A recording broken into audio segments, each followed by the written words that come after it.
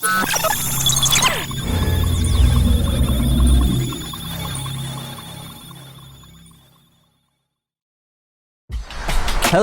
and welcome to Metro Life. My name is Justin. And I'm Kitty. Hey, and I'm from East Point. You are not from East Point. We had this talk. Okay, I'm from Gwinnett, guys. He's from Gwinnett.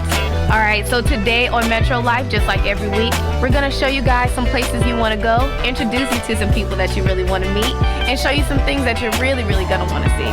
Yeah, let's get a K-pop. Whatever that means. Hey, this is a segment we like to call Metro Cooking. I know I'm in Stone Mountain, Georgia right now, and we're about to eat at a restaurant called We Got Soul. Oh yeah, I know I got soul. Let's go eat some good soul food. Come on guys, come with me.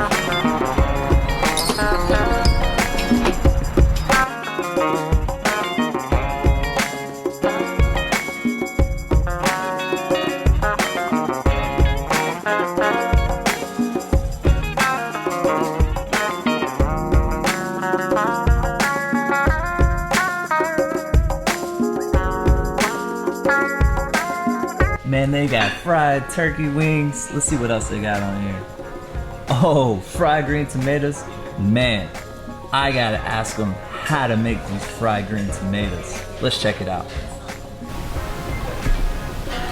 Hi, my name is Cola. I'm the owner of We Got Soul. Nice to meet you. Thank you. Hey Cola, can you tell us a little bit about the restaurant and how you got started? Absolutely. This is our 4th year open. December 8th made our anniversary. We're very active in the community. We do a lot with the schools. We do a lot with the churches. Oh, wow. And people just love us being here. We love being here for them. Yeah. A lot of people, they come in and they tell us, I have not sat down with my family and had a Sunday meal in so long. So we're bringing families together to sit down for Sunday meals and Sunday dinners. We got started like straight off of God. I was sick. I was told that it was the way that I was eating. I'm from Covington, Georgia. I did not grow up eating well, and I researched it. I went on a vegetarian diet. I got so much better, and I wanted to give that back to everyone and let people know when I thought about healthy food, I thought about, but you can actually eat healthy and it can taste good as well. So here, none of our vegetables have any meat in it. Cola, I was looking over the menu and y'all got fried green tomatoes. Can you please show me how to make some of those? We don't tell our secrets, but just for you, I think we'll show you how we make our fried green tomatoes. For one, they're fresh. We're very big on fresh vegetables versus canned vegetables. Okay. But the secret is in the batter. It's one of our most popular items, so I'll be happy to show you. Awesome, let's go check it out.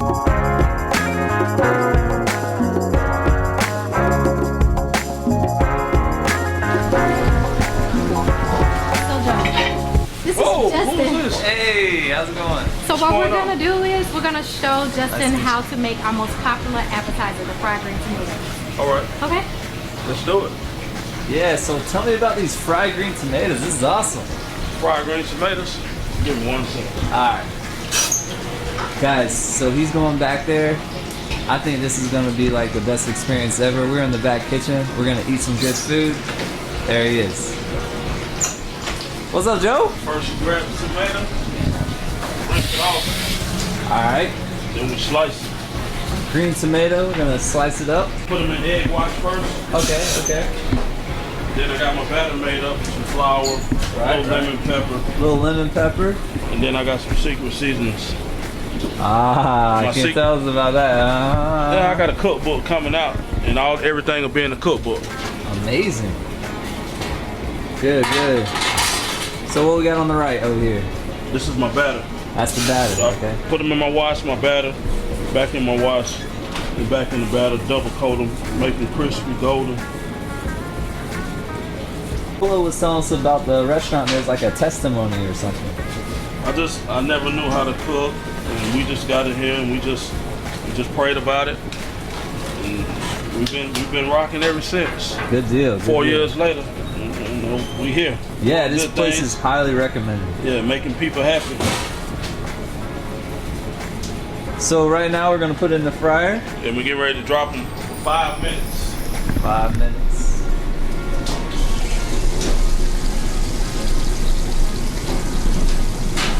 5 minutes, we'll be ready to go. Yes, sir. Hey guys, whenever you're in Stone Mountain, Georgia, you gotta check out We Got Soul Restaurant. My man Joe, my homegirl Cola. This is some great food. I'm about to go dig into those fried green tomatoes. Hey, just as family now. Check us out. We got soul. Yeah.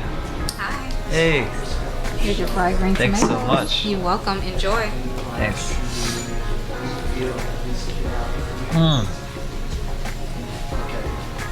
Crispy, savory, a lot of flavor. The sauce is great. Stone Mountain, Georgia, We Got Soul.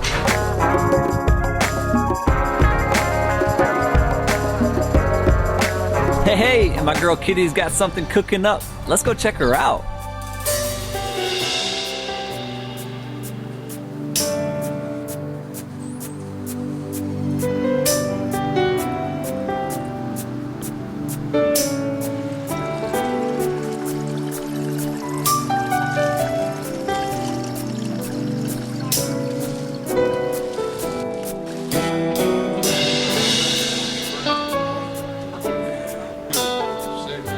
Hey guys, it's Kitty and I'm in Covington, Georgia at the Salem Campground with Sam and Becky Ramsey. Hi guys. Good morning. Morning. Thank you so much for having us. It is so beautiful out here. Glad to have you here. Pretty time of year with the leaves turning. Yes, it's very nice. So tell me more about the property. Well, we have about 67 acres altogether, and about half of it is developed, and about half of it is in virgin timber. Never has been cut.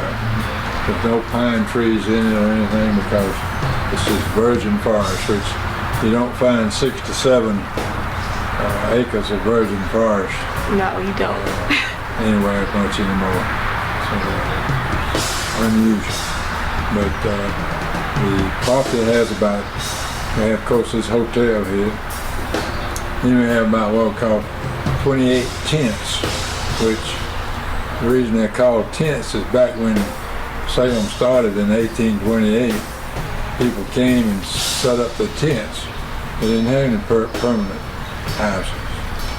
And so we continue to call the cabins tents because that's tradition. My great-great-grandfather built the first tent, you might say, that was permanent. And it's still standing down here. It was built in 1840. My goodness. So this place has been like a really big, kind of like a big spot for in history here in Covington, huh? Like it's been here for hundreds, about 200 years, right? Right. Yeah, almost. And you've been here your whole life, and you married into it. So what's something that you like about being on the Salem Campground? Well, it's just a wonderful retreat for us, and we get energized though for the rest of the year because we have wonderful worship and experiences, meeting people and wonderful music. We have choirs that come in, and we try to get the very best choirs to come. And it's great to see all the young people who come. We have a lot of activities for them every year, and we see them grow up from year to year. Yes. So what she's talking about is Big Sunday. Every year that you guys do a Big Sunday here. Tell us more about that. Like, what can we expect if we come for Big Sunday? Well, every bishop, of course, Salem is now another denomination, so we welcome anybody who wants to come. But it started out as Methodist. So every Methodist bishop in the history of the North Georgia Conference of the Methodist Church has preached from that pulpit. Oh my goodness. And we're not going to break the tradition this year because we're going to have our new bishop, Sue Harper Johnson. I ain't even met her yet, but she's already agreed to come next year and preach on Sunday morning. So she's, I think, the first female bishop we've ever had. Oh wow. Which is going to be that'll be a big deal. Historic event. Yeah. Historic event itself. So if someone this was their first time coming out to this thing, what would they expect? Like, what would their experience be like? Well, we start on Friday and go to the next Friday, so there's only one Sunday involved in the week. But we have services 3 times a day, start at 7:30 in the morning with a morning watch, and then we have an 11 o'clock service every day and an 8 o'clock service at night. So it's just fun to get back and sing the good hymns that people like and fellowship. And there's lots of good food around here too, here at the hotel where we're sitting. Awesome. Okay, so we are having such a beautiful time out here on the Salem Campground, and I'm gonna get Sam to walk me around and see what else is out here.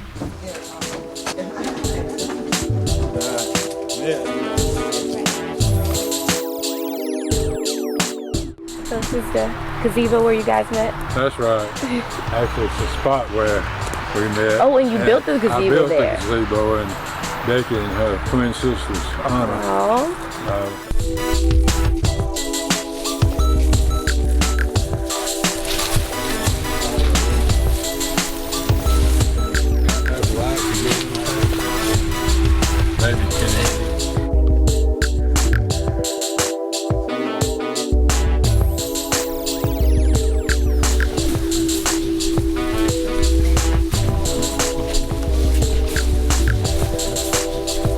About 30 years ago, we came in here. This is really cool. What is this thing right here? A few antique items throughout the kitchen area back there is very busy during camp meeting. Is this a phone? Yeah, it is. Oh my gosh. Guys, I'm gonna take a selfie with this phone before we leave, just so you know. For a long time, there were no televisions on the campus, but they sort of crept in.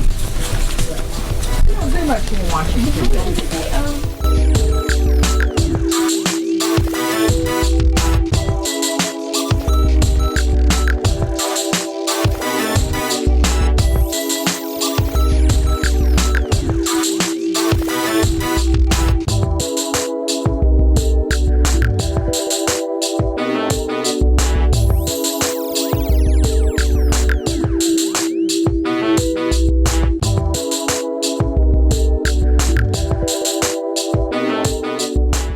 So much for having us. You took me all around so beautiful, and I mean, I'm gonna have to come back because it's like I totally left the city just now. This was relaxing, so thank you guys. Well, you're going to have to come during camp meeting. Yes, I've got to come during That's camp. July the 14th through the 21st. The 14th through the And the 21st. services are All right. and all these folks that are watching this program. Yes, you guys have to come too. You'll have to come too. Yes. Guys, come on down. So thanks, guys. Right off of come down I-20, get on Salem Road exit and come down 3 miles south, and you're right. Yes, you can't miss it. There's a big, it says Salem Campground right there on the side. You can't miss it. Over the week, I got a chance to do a really cool interview, guys. Check it out. We are here at Radio 1, and we're here to interview Darlene McCoy, the host of Nightly Spirit.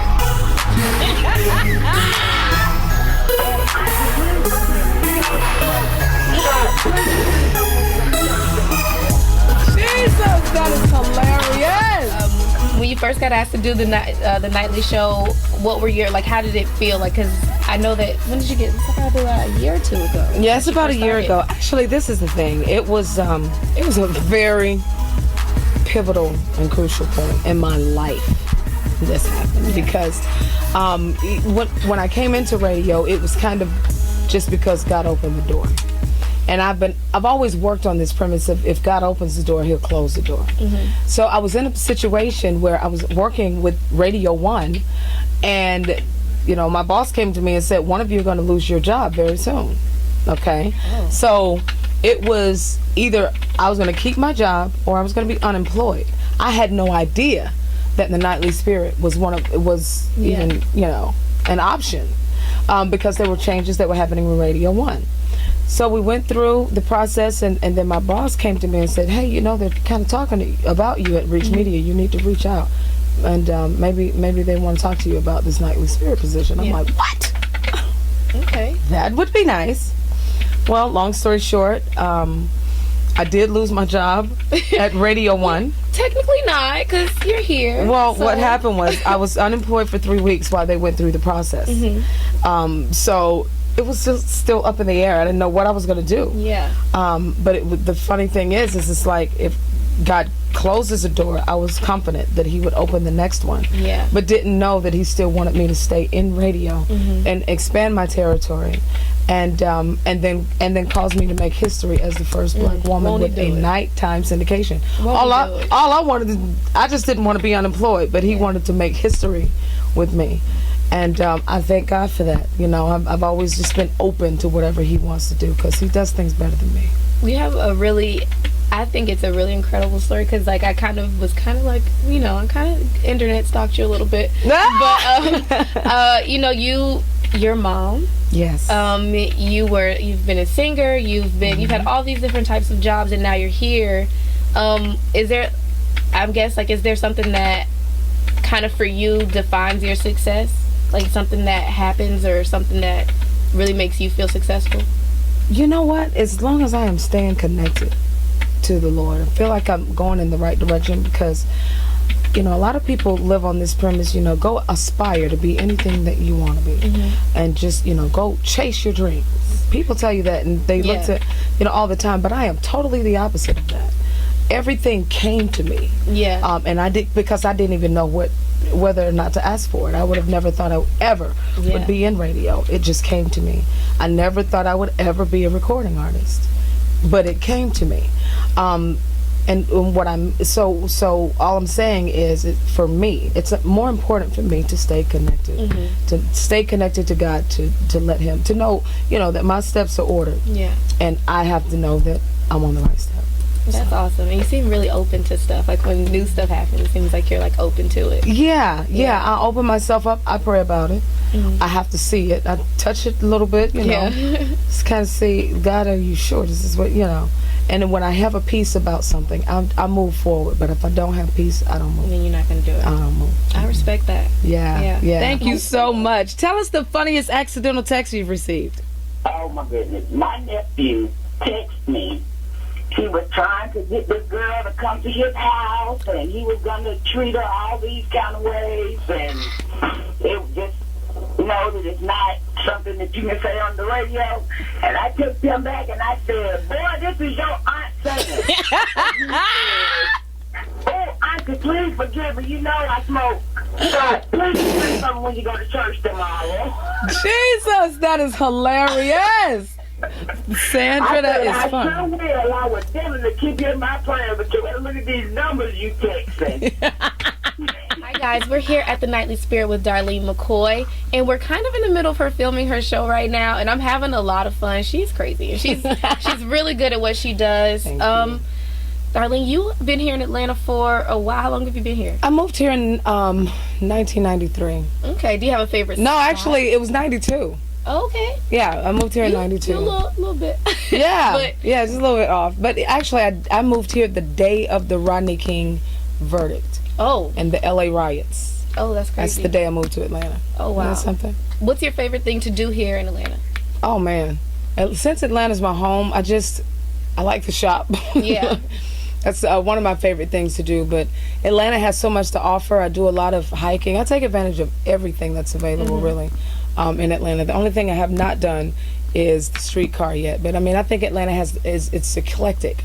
You know, you have different types of communities, different types of shopping, different types of food, and I hate to keep saying that, but that's it. But I mean, shopping, different. It's a lot food, of variety, fun. You know, there's always something to do.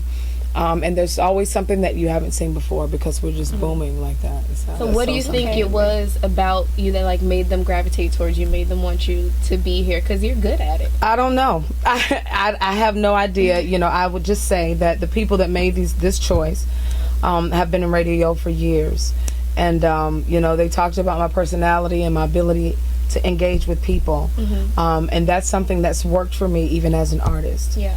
And it works for me just because that's who I am. I like people, and maybe it's personality. I don't know. So see, guys, just be yourself. Just be yourselves. Right. Authenticity. Put yourself out there. Be open. That's right. You know. And I think that authenticity, being real, is better than even being right. Yeah.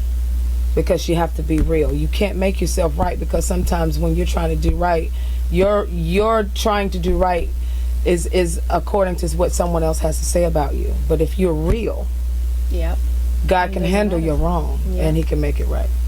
Yeah. Thank you so much for having us. You're welcome. It's been so much fun.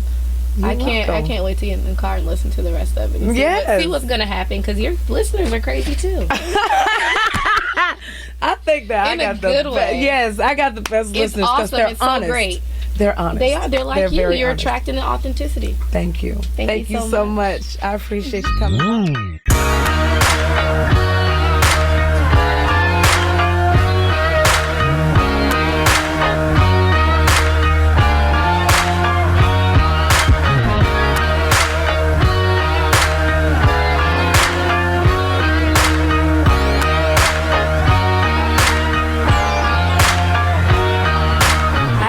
We are here at Spivey Creations with Derrick Spivey. Oh. Thank you for having us in your beautiful space. There's all kinds of like super cool stuff around here. There's like guitars, there's these beautiful chairs. He's got a Prince chair, guys. He has everything in here. He never has to buy anything again. So tell us about, how you come to create these beautiful things. Well, from the beginning, you want to go from where I started? Well, let's see. I'm a welder by self-taught welder. Former musicians. First, I was foremost drummer, producer before I start turning into an artist. But I started in 2002 doing metal sculpture work. Just when I was watching like bike build-offs, where people go in and do bike build-offs and things, I was like, man, I'm gonna buy me a welder, and was really scared to turn it on, thinking I was gonna get shot to death. So I finally got it on, start messing with things, and I seen this guy do some little bitty wheel stuff. I'm like, man, I'm gonna make some little art stuff. So I started making things, and it just started to grow, and I just making them and just tossing them in the back. Didn't care about them, care about selling them or anything. And one guy was telling me, man, you need to sell these things. And I was like, oh, sell them. So I was like, well, what could I sell them for? I don't know, $25, $30 or something like that, I thought. And then a friend of mine that used to have a jam session that I used to play drums at said, let me bring my fiance. She teaches this art down at Georgia State. And she came over, and it just blew her mind. And she was like, man, people come in, they spend thousands of dollars to learn what you're doing. So you ought to stay in what you're doing and keep, take it to the next level. Yeah. And I was like, well, what could I sell these things for? And she was like, $3,000, $6,000. And she was just going off with prices. And then there was one little smaller piece, it was $250, and she bought it. So she was my first seller of my art. Oh, cool. First piece. So that's pretty much where I started from, pretty much doing that. Okay. Well, what was one of your first pieces that you did? I know you said you're scared to turn it on. So what did you end up making? That was the welder. I can't even remember the first piece I done. It was a sculpture piece with a base and a rod and just some things on the side of it, just welded together, and you're gonna thump it, it'll fall apart. But it's about the best welder I was. It was a perfect weld. It'll just break apart. But a lot better now. Stuff don't fall apart, of course. But it looks good. Well, thanks. Yeah. So, but yeah. Okay. What's one of your favorite pieces that you've done? I haven't made it yet. You haven't made it yet? I haven't made it yet. Well, so far, I like all of them. Yeah. All of them has this thing about them. I like doing different things. So it's kind of hard to compare like apples to oranges. It's just, it's really hard to just pick up. What are you aiming for? What I'm aiming for? Yeah. Oh man, I want to build a piece maybe about the size of this room. Something that'll be in front of a hotel or a hospital or something. Something that's just humongous. Really big sculpture. Yeah, really big. Where they say, okay, here's $500,000 or $1 million. Here, build this. Take a year. Something that they have to unveil. That's what you want. Yeah, that's what I want to do. Awesome. That's my initial goal that I would like to get to. So I guess it's like doing any music, anything else. You have this small thing where you start small, and then next thing you know, you this big company and you're doing these major things. And that's what I like to see what I'm doing going to manifest into a big fabricating company. And that's another thing too. You know how when you go in stores and you see these little art things on, you see them on the counters or you see them in different places, and people buy them for their homes just out of the store. Somebody made that. Why can't I be one of those companies that design and make this type of art what people just like, and that a store is picking up. So having a slew of people to come in that just work for me, and they're just making a particular item or something that I do and put them in the store. Cool. Maybe like a Kia or something. Yeah, we were just wow, inspired and blown away, guys. You got to check this out. I am thinking so many positive, You're gonna get a welder? imaginative thoughts. So I was just thinking, where do you get all the tools for this? Because it's like, oh yeah, let's just go to the store. Besides welding, like what kind of tools did it come about? Well, some of the tools I made.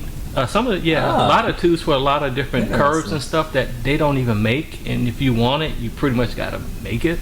So I started finding out what I wanted the metal to do, and I started to build some of the stuff that I could get the metal to do certain things, and then some things that people use to design car bodies and to shrink the metal and stuff like that. A couple of things you would go to other stores or go online and try to find. Not really stuff you could find at your Home Depot store. Just not gonna find it at one of those stores like that. You have to kind of do a little research and maybe, and fabricating car bodies and things like that. And let everybody know where you can check your stuff out online. You can go to Spivey's Creation. That's Spivey's with an S, creationswiths.com. And that'll take you to the YouTube videos and Instagram and all that stuff. So if you want to check that out, you can do that. And contact me for whatever you want done. Yeah, and it's not only art, it's a lot of other different things. Like you put some stuff on a motorcycle. Oh yeah. Stuff. He's done restaurants. In detail. Yeah, I done. Oh wow, man, I done stuff for hospitals. Piedmont Noonan, I did some stuff for their chapel. I done what's that? All Souls Church restaurant, but it's a church. I did their sign. This is in the city of Decatur, which I have done like Leon's, Twain's, Brick Store, Square Footage. Oh man, a lot of different stores that I have go in and not just art, but I would design the counters. I would do the clothes racks, the lighting systems. And one big one that I just did, if you get a chance, go check out Phil's Piano Bar, and that's in Charleston, which I made a baby grand chandelier, the first ever. It looks super cool. The first ever baby grand piano ever in the world, one of its kind, with a 1848 piano. Wow, guys, that was a great show. What'd you think, Kitty? I had so much fun. So we'll see you guys next time for some more Metro Life. Again, I'm Kitty. Hey, and I'm Justin.